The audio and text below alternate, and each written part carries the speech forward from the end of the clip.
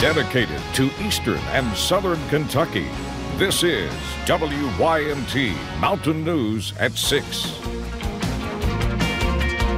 A possible motive in a Perry County murder case. That's what we learned today during a preliminary hearing. Police say this man, James McIntosh, shot and killed Danny Mullins last week. As investigators laid out their case against him, he sat without emotion. WYMT's Macy Marie was in the courtroom and shares what investigators and McIntosh's own wife believe led to the murder. 2 witnesses took the stand during the preliminary hearing for James McIntosh. He is accused of shooting and killing Danny Mullins. Officers say McIntosh told them he thought Mullins had a gun. Mr. McIntosh stated that Mullins reached into the vehicle, and as he did, Mr. McIntosh stated he feared for his life, got his own gun out of his vehicle, and shot and killed Mr. Mullins. Following the shooting, deputies say McIntosh told them he threw the gun into the river.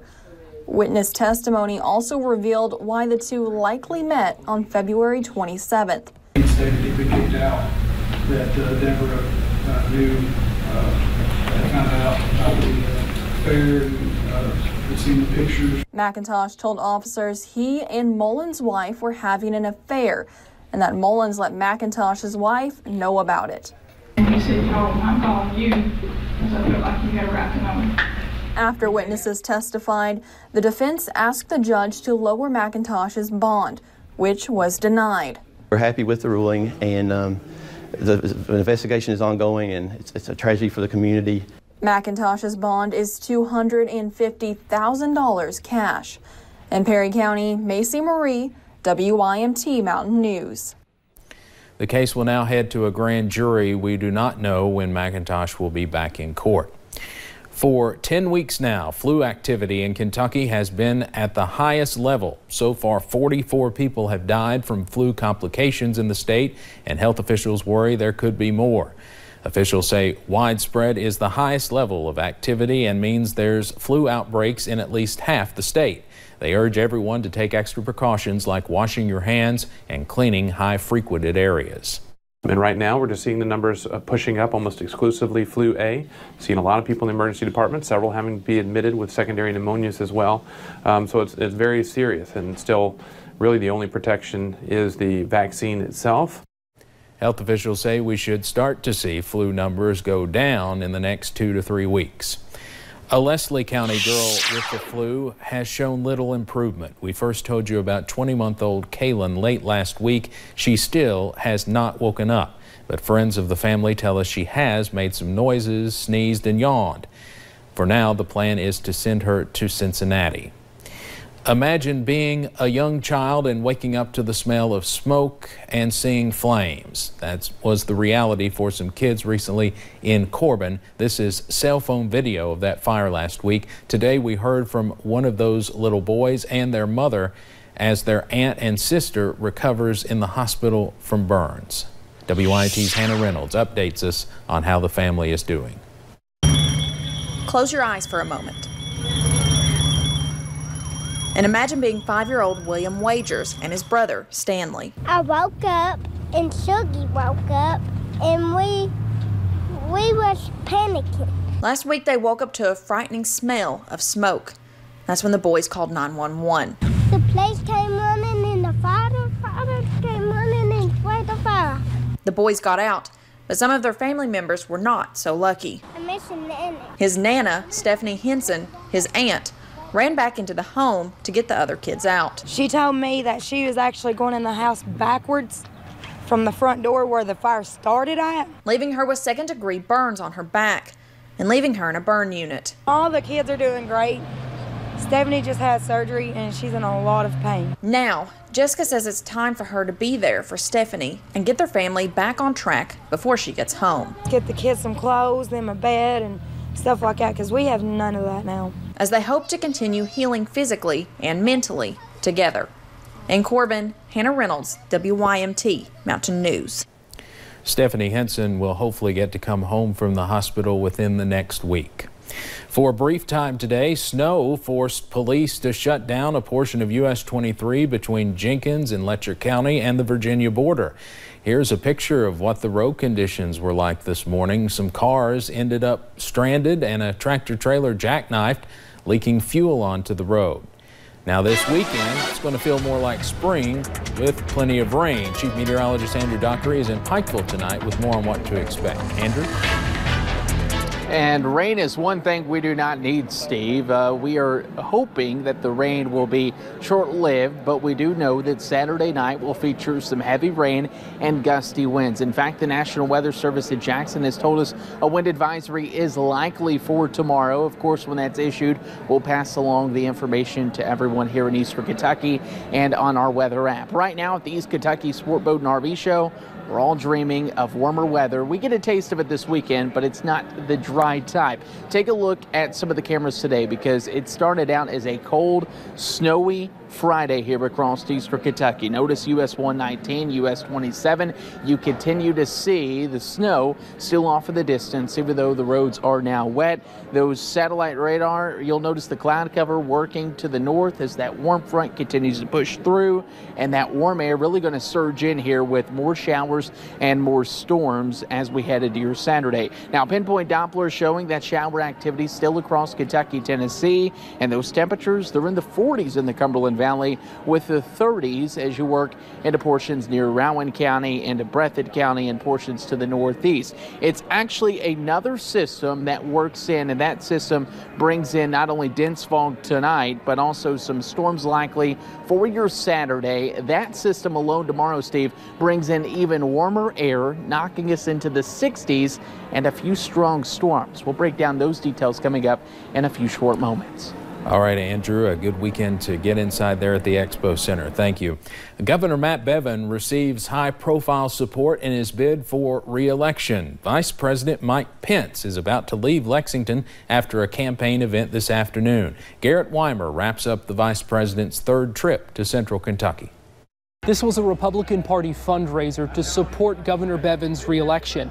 He opened by saying his administration's efforts may not be popular, but they're important. We've had a long, hard political winter. Things have piled up, and we are shoveling it out. Then he introduced the special guest 150 to 200 people packed this hangar to see, Vice President Mike Pence. I bring the full and total endorsement of the 45th President of the United States of America, President Donald Trump.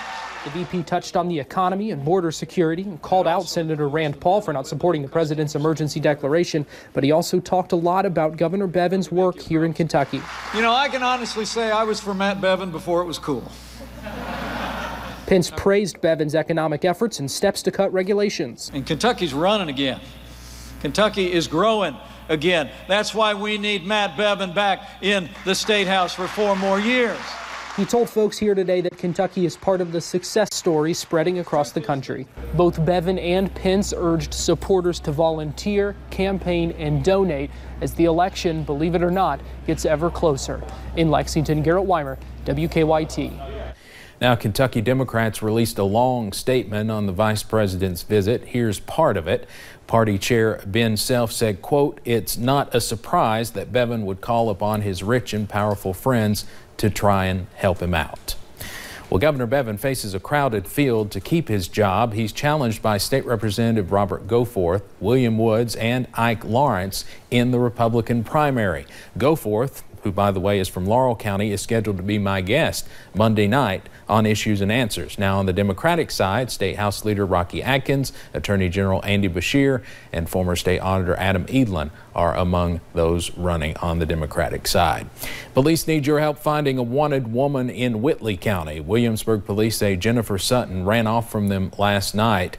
We have a picture of her. Police say she was last seen near W.D. Bryant's. They say she was not dressed for spending a long period of time out in the cold. Police did not say why they were trying to arrest her. Anyone with information can call 606-549-6017.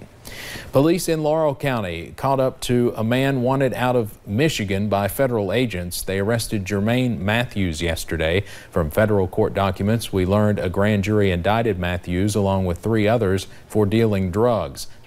Specifically, they say the group worked to distribute fentanyl in the eastern part of Michigan from August of last year through last month. He will be extradited back to Michigan.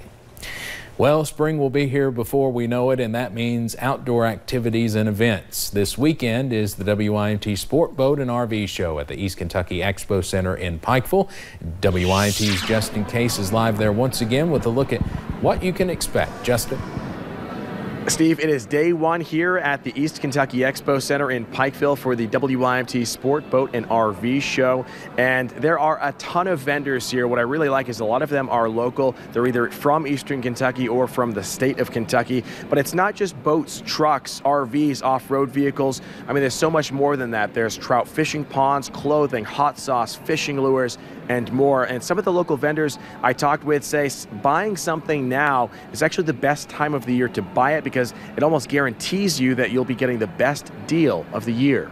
When summer comes, they take off the rebates, they do away with the specials. They already know that everybody's going to buy and there's not enough vehicles to get you in and out on the road, so they definitely, right now is the time to get them. We run out of inventory, and so it's back ordered. You don't want to be in that situation.